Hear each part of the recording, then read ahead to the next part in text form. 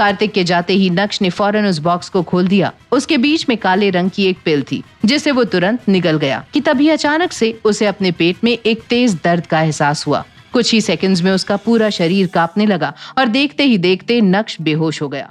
कार्तिक की दी हुई दवा नक्श ने बिना सोचे समझे खा ली थी। घंटों बेहोश रहने के बाद जब उसे होश आया तो उसे सही से दिखाई नहीं दे रहा था। वो होश में आ ही रहा था कि तभी उसने वहां अनिका को अपने बेहद करीब पाया। अनिका के इतने पास होने से नक्श की बेचैनी बढ़ने लगी। इस बार मुझे एम्बैरस मत करना, कुछ अच्छा गिफ्ट लेकर आना। कैसा गिफ्ट अनिका? कल दादी का बर्थडे है नक्श, याद तो है ना? तो इस बार प्लीज कुछ ढंग का गिफ्ट लेकर आना।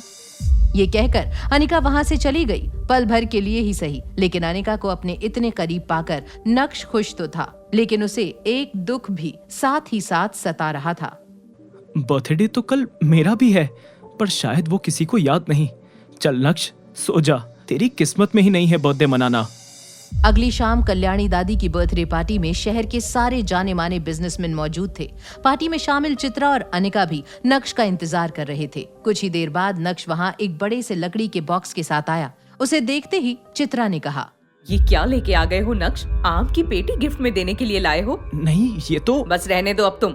एक काम बोला था अनिका ने, वो भी ठीक से नहीं कर सके। छोड़ो इसे, अब बस इतना करना कि उन गिफ्ट के बंडल के बीच इसे छुपा कर रख देना, ताकि तुम्हारे साथ साथ हमारी भी बेइज्जती ना हो।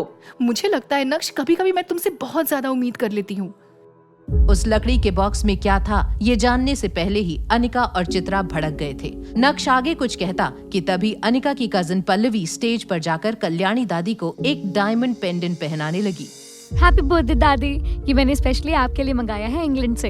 थैंक यू मेरी बच्ची, पर इतने महंगे गिफ्ट की क्या जरूरत थी? दादी, मैंने इतनी खुशी से पेंडेंट ढूंढा है आपके लिए और आप ऐसे बोल रही हैं। अरे बेटा, आई नो तुम मेरे लिए बेस्ट चीज ही लेकर आओगी। बस 1-2 साल और फिर मैं भी तुम्हें ऐसा ही एक हीरे जैसा हस्बैंड लाके दूंगी। दादी, आप भी ना, मैं खुश नहीं अच्छी लग रही आपको? नक्श ने अपनी सासू माँ के कहने के मुताबिक अपना गिफ्ट उन्हीं गिफ्ट के बीच में रखना सही समझा। वो वहाँ पहुँचा ही था कि तभी उसकी साली पल्लवी सामने आ गई। हाय जीजू। हाय पल्लवी। आपने मेरा गिफ्ट देखा, कैसा लगा आपको? हाँ देखा ना, ब्लू सफायर की रेप्लिका। Excuse me, replica?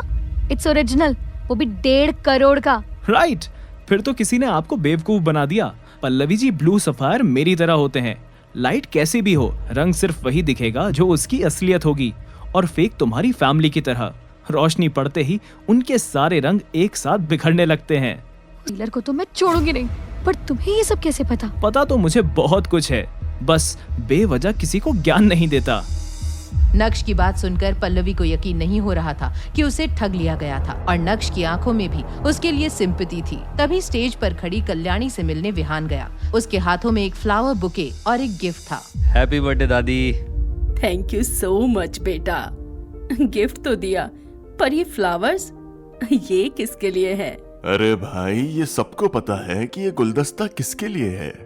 नहीं अंकल, जैसा आप सोच रहे हैं वैसा कुछ नहीं है। झूठ बोलने की जरूरत नहीं है विहान, यहाँ सबको मालूम है कि तुम ये फूलों का गुलदस्ता अनिका के लिए लाए हो, तो जाकर अनिका को दे क्यों नहीं देते? अनिका की शादी भले ही नक्श से हुई थी, लेकिन जावेरी खानदान में कोई भी उसे पसंद नहीं करता था, और अनिका को विहान पसंद था। इसीलिए सब मन ही मन ये सोचते थे कि एक दिन अनिका की शादी विहान से हो जाएगी। तभी मैम्बो अंकल के फोर्स करने पर विहान अनिका के पास जाकर घुटनों पर बैठ गया। अनिका, मैं तुमसे बहुत दिनों से कुछ कहना चाहता हूँ। मुझे नहीं लगता कि इससे अच्छा कोई और टाइम हो सकता है। प्यार में लोग पागल होते हैं, लेकिन इतना ज्यादा कि दूसरों की वाइफ से प्यार करने लगे, ऐसा बहुत कम होता है। विहान का ये तमाशा देखकर नक्श का गुस्सा 7वें आसमान पर पहुंच गया था। विहान आगे कुछ कहता उससे पहले ही, तेरी हिम्मत कैसे हुई मेरी बीवी को प्रपोज करने की? आज मैं तुझे नहीं छोड़ूंगा। नक्श, प्लीज यहाँ तमाशा मत करो, छोड़ो उसे। हाथ किस पे उठाया तूने? अपनी औकात भूल गया क्या? पूछ अपनी बीवी से, तुझसे प्यार करती भी है क्या? वो मुझसे प्यार करती है या नहीं, उससे फर्क नहीं पड़ता। मैं उससे बहुत प्यार करता हूँ। नक्श, हाथ जोड़ रही हूँ, प्लीज प्लीज मेरे लिए छोड़ दो विहान को। क्या नक्श उतार देगा विहान के प्यार का भूत? क्या नक्श को चुकानी पड़ेगी अपने गुस्से की कीमत? और अब कौन सा मोड़ आएगा अनिका और नक्श की इस कहानी में? ये जानने के लिए देखिए अगला एपिसोड सिर्फ पॉकेट FM के YouTube चैनल पर। और इंस्टा एम्पायर के सारे एपिसोड्स को सुनने के लिए डिस्क्रिप्शन में दी गई लिंक से डाउनलोड कीजिए पॉकेट FM ऐप।